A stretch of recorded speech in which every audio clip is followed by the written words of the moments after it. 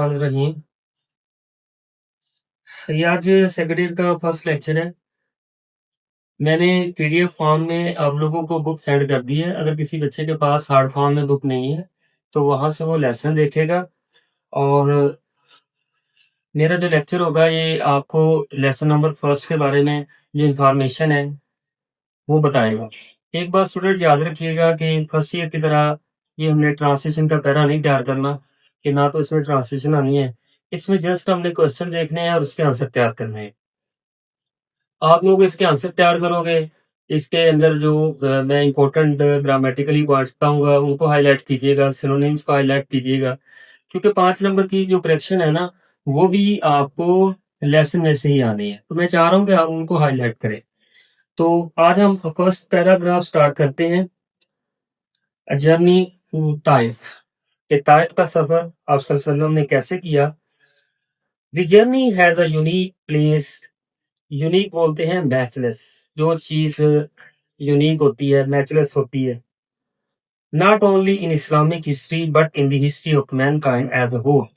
As a whole, as a whole को underline कीजिएगा। कह रहे हैं कि जो सफर था आप वसल्लम का वो ना सिर्फ इस्लामी तारीख में एक अहमियत का, खास अहमियत का हामिल है, बल्कि in the history of mankind as a whole, बल्कि पूरी जो इंसानियत है, पूरी दुनिया है, उसमें भी ये अपनी अहमियत रखता है।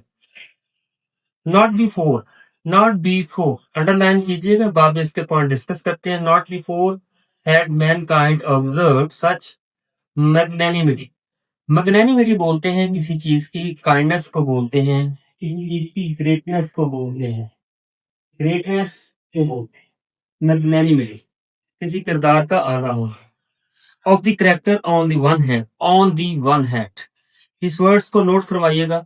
एक फ्रेज है on the one hand and on the other hand.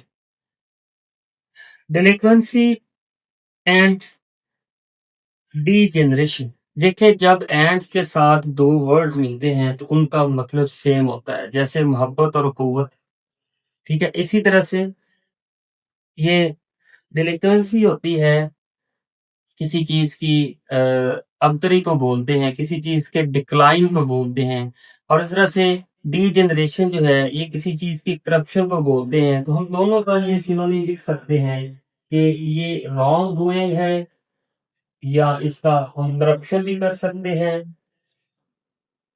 Wrong doing या करप्शन।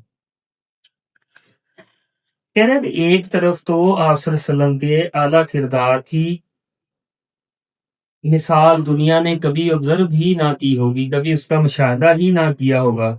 और दूसरी तरफ देखें, ऑन दी अदर हैंड देखें, तो माशरे में जो था वो बदनवानी थी, एक किस्म का डिक्लाइन था, मॉरल डीके था, अखलाकी अबतरी पाई जा रही थी।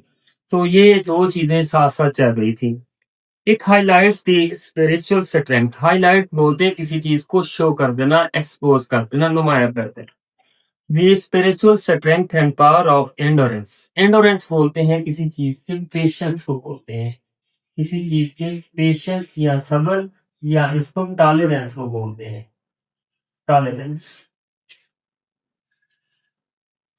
ऑफ हजरत मोहम्मद सल्लल्लाहु अलैहि वसल्लम in the face, in the face of होता है, इसको निशान लगाएं, in the face of, in the face of extreme suffering. कह रहे हैं कि ये चीजें आप सल्लल्लाहु अलैहि वसल्लम की रूहानी ताकत और आपकी बुर्दबारी को नुमाया करता है कि जब आप इंतहाई मुसीबत का सामना कर रहे थे, आपको हर तरफ से अजियतें, तकालीफ दी जा रही थी।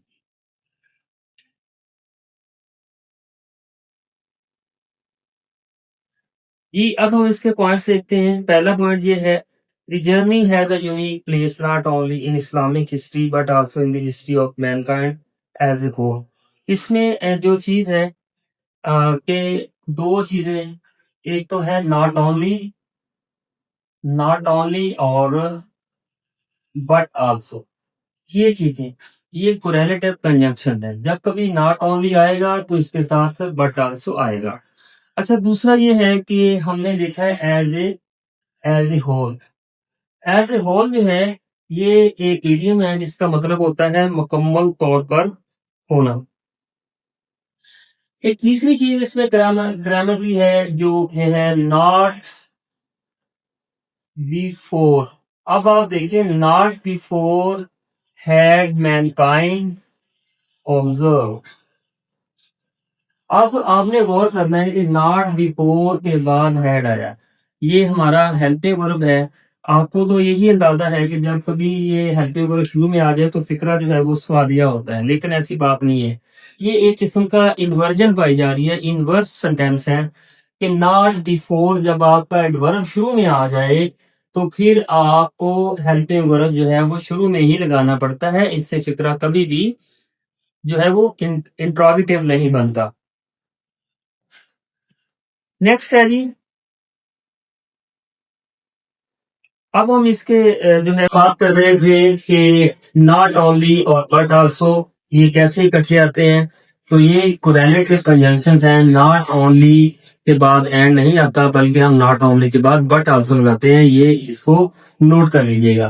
दूसरा एज ए होल जो है ये इडियम है और इसका मतलब होता है कंप्लीटली, मुकम्मल तौर पर।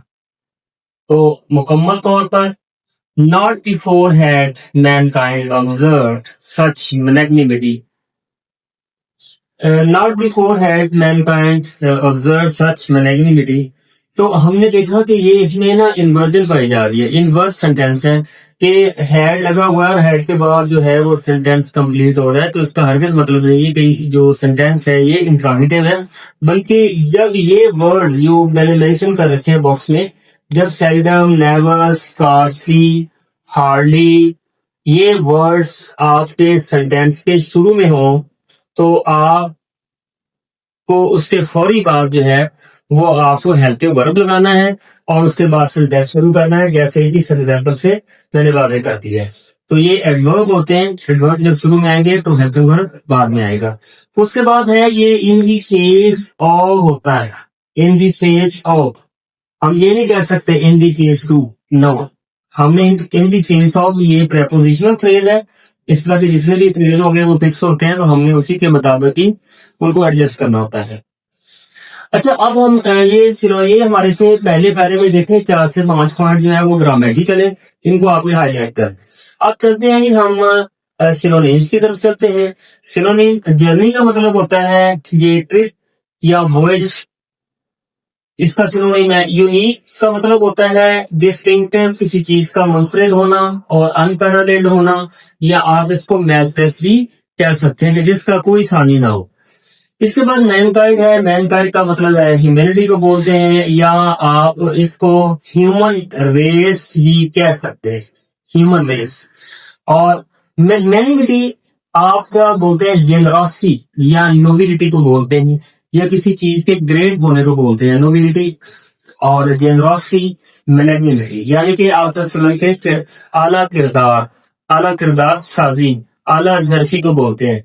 और डिलिंक्वेंसी, ये डिलिंक्वेंसी नेग्लिजेंस को बोलते हैं, किसी चीज का डिक्लाइन हो जाना या डेटेरियोरेशन हो जाना, डेटेरियोरेट हो जाना, तो डिक्लाइन हो जाना किसी चीज का। तो डिलिंक्वेंसी एंड नेग्लिजेंस और डिक्लाइन। और इसके बाद है हमारा था डी जनरेशन, वर्ड है डी जनरेशन। तो डिलिंक्वेंसी के साथ वर्ड डी जनरेशन था। तो डी जनरेशन का मतलब भी करप्शन होता है, करप्शन या कोई रॉन्ग डूइंग होती है उसको हम बोलते हैं। ये मैंने लिखा है करप्शन या रॉन्ग डूइंग। एंडोरेंस हम किसी चीज के सब्र तहम्मुल को बोलते हैं, पेशेंस को बोलते हैं। सफरिंग या डिस्ट्रेस। और डिजेनरेशन करप्शन या रॉन्ग डूइंग। अब हमारे फर्स्ट पैराग्राफ में ये क्वेश्चन जो थे, सॉरी ये जो सिनोनिम थे और वर्ड थे वो मैंने एक्सप्लेन कर दिए हैं। अब इसके बाद अगर आपसे कोई बड़ा क्वेश्चन पूछता है कि इसके क्वेश्चन कौन कौन से बन सकते हैं, तो वो भी हम डिस्कस कर सकते हैं। तो पहला तो ये बनता है कि ये सफर क्यों इम्पोर्टेंट है, what place does this journey have it's in history. तो इस जो जर्नी की प्लेस हिस्ट्री में क्या है, तो जर्नी हिस्ट्री में, इस्लामिक हिस्ट्री में जर्नी की जो प्लेस है वो यूनिक है। उसने यूनिक का वर्ड यूज किया है। The journey has a unique place not only in Islamic history but also in history of mankind as a whole. तो ये इसका है, what did mankind observe during the journey. तो जब जर्नी के दौरान इंसानियत ने किस चीज को ऑब्जर्व किया था, तो इंसानियत ने जो ऑब्जर्व किया था वो मैग्नेटिविटी को, आप सल्लल्लाहु अलैहि वसल्लम की जो मैग्नेटिविटी है, mankind observe great magnetivity of character on one hand and on the other hand, और दूसरी तरफ डेलिंक्वेंसी एंड डिजनरेशन, ये इन चीजों को, दो अपोजिट चीजों को उन्होंने ऑब्जर्व किया था। और ये आज स्टूडेंट्स से हमारा ये फर्स्ट लेक्चर जो है वो कंप्लीट हो चुका है। इसके सिनोनिम, इसकी ग्रामेटिकली पॉइंट्स और इसका जो मफहूम था वो मैंने एक्सप्लेन कर दिया है। तो इंशाल्लाह नेक्स्ट लेक्चर में सेकंड पैराग्राफ को हम देखेंगे, उसकी ग्रामर पॉइंट देखेंगे। इजाजत चाहता हूँ, अल्लाह हाफिज।